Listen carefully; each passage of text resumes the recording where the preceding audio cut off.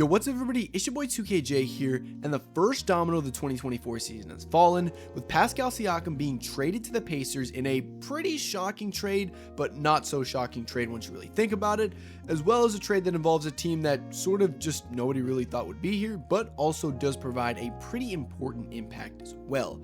So we're going to talk about this trade, get a little bit into it, and talk about really who's the winner, who's the loser. Maybe they're both winners, maybe they're both losers. I do think this is a pretty win-win trade for both teams. They are moving in two different directions, but I do think this helps both teams respectively in those directions that they're going. So first thing, let's talk about the trade here. So the Raptors are going to receive Bruce Brown via the Pacers, Jordan Nwora, Kira Lewis via the Pelicans, this is really important, 2 2024 first round picks, and a 2026 first round pick as well. All three of those first round picks will be via the Pacers. Now, the Pacers are going to receive Pascal Siakam and a future second round pick via the Pelicans. Now, let's get the small elephant out of the room. What in the world are the Pelicans doing in this trade? Well, this trade, their involvement in this deal, by adding Lewis to that deal, New Orleans actually allowed Indiana to match Siakam's salary without including another player. And that actually puts the Pelicans in position to get below the luxury tax threshold as well. Now, for those who don't know, they added 2 aprons to the luxury tax, meaning that there are more significant penalties for going above the luxury tax. So a lot of teams want to try and stay under the luxury tax so they don't incur those massive penalties. And for a smaller market team like the Pelicans, that will be way bigger because obviously they're a smaller market team. Now, what about the Pacers side of this? Now, the Pacers have proven to be a pretty scary team this year. Honestly, shades of those Oladipo Pacers rosters, and these guys are legit. I mean, we've seen them take down the Celtics multiple times. We've seen them be a thorn in the Bucks side multiple times, and I honestly think they could be a dark horse candidate to get out of the East, obviously with a little bit of luck in the playoffs, and obviously playoffs is a lot different. It's a very young team. They don't really have a lot of playoff experience, and running up against some of these more experienced rosters could pose difficult, except now they have that playoff experience.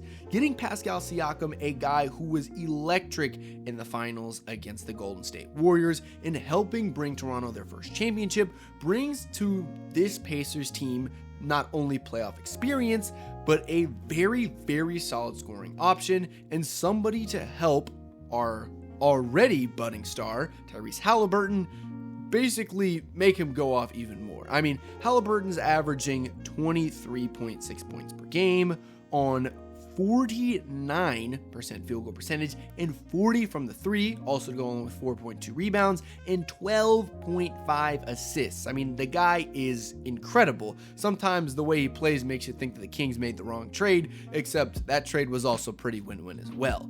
But we know that Halliburton is incredible. He's incredible at creating shots, and now he has somebody to help create those shots for. Pascal Siakam is also a sort of underrated player if you don't really follow ball that much, because he does play on the Raptors, who aren't really the best team, but the Raptors trading him does allow them to sort of start their pseudo rebuild. I know a lot of people have been on Masai about not starting a true rebuild and sort of just dumping everybody and getting rid of everybody.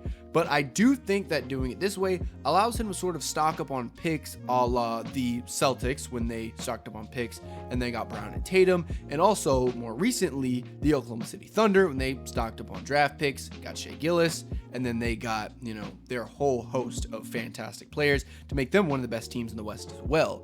But I do think that this trade is going to help both teams significantly. Siakam this season is averaging 22.2 points per game, 6.3 rebounds, and 4.9 assists in 34.7 minutes, and that's all on 52% from the field and 31.7% from the three. And another thing about Siakam, and he is honestly a pretty underrated passer. I mean, the guy's averaging 22, 6, and 5, which is pretty darn good. You add that to a Pacers team that's already pretty darn good, and a guy like Halliburton who can get you the ball like nobody's business, and I expect Siakam's averages to definitely rise a little bit, maybe even a lot, getting him to maybe the upper 25, 26 points per game range. But also, I do think that his assists will go up as well, because surrounding Siakam with shooters means that he can get into the lane, do his Beyblade spin, kick the ball out, and get some pretty easy assists, and honestly makes the it makes this Pacers team pretty dangerous. Like, I know, it's hard to say that, oh man, they can be contenders in the East. I don't want to say, I almost said, makes them the favorites in the East, but I think it definitely, in my opinion, I think solidly puts them top 5 in the East, which it sounds like, it's a slight, but I mean, when your East is, Boston, Milwaukee, 76ers, Heat, all teams that, with the exception of the 76ers, but MVP is playing at a MVP level again this season. It's hard to put them in the top 4 when those 4 teams have proven so much. But I do think that the Pacers, if they can get a really good draw in the first and second rounds, I can honestly see them fighting their way to the Eastern Conference Finals. I would not be surprised if this team, especially after this trade, makes it to the Eastern Conference Finals. And talk about, the other direction, Bruce Brown getting in this trade to the Toronto Raptors is also really important, because he is probably now the number 1 player who is probably going to get bought out. He's averaging career highs in scoring, 12.1 points per game, and rebounding, 4.7 rebounds per game. Started all 33 games he played there. And a lot of teams, I think, can use Bruce Brown. Ironically enough, I think the team that could use him the most is the team that he helped literally win the finals last year, the Nuggets. I do think that the Nuggets are definitely missing somebody like Bruce Brown's presence. I think Braun is really good, and I think he can definitely grow into taking his place. But I do think that Bruce Brown and what he provided for that team, especially in that finals run, was a lot bigger than maybe a lot of people realized. And I'm not quite sure how they'd swing a trade for Bruce Brown and stay under that luxury tax threshold. He would have to give a little help. Brown would have to give a little help because his contract is pretty big. He would have to get a little help by not opting into that contract for the Raptors. But I do think that he could probably fit into a contending team. And alongside that, those 2024 picks that Toronto's getting, they are Indiana's pick, and then the worst of Utah, Houston, Oklahoma City, and the Clippers pick in 2024. And that 2026 pick will be the Pacers, but is protected 1 through 4 as well. And in the Barrett trade, the Raptors did get that 2024 second rounder via Detroit, which is pretty good and really helps them sort of build their draft assets up, along with that trade with OG Anunoby as well. So it definitely helps the Raptors sort of start their rebuild. They have self-proclaimed face of the league in Scotty Barnes. But I do think that the Raptors in the next coming years will definitely be starting their rebuild. I think 2024 draft is pretty weak in the top half.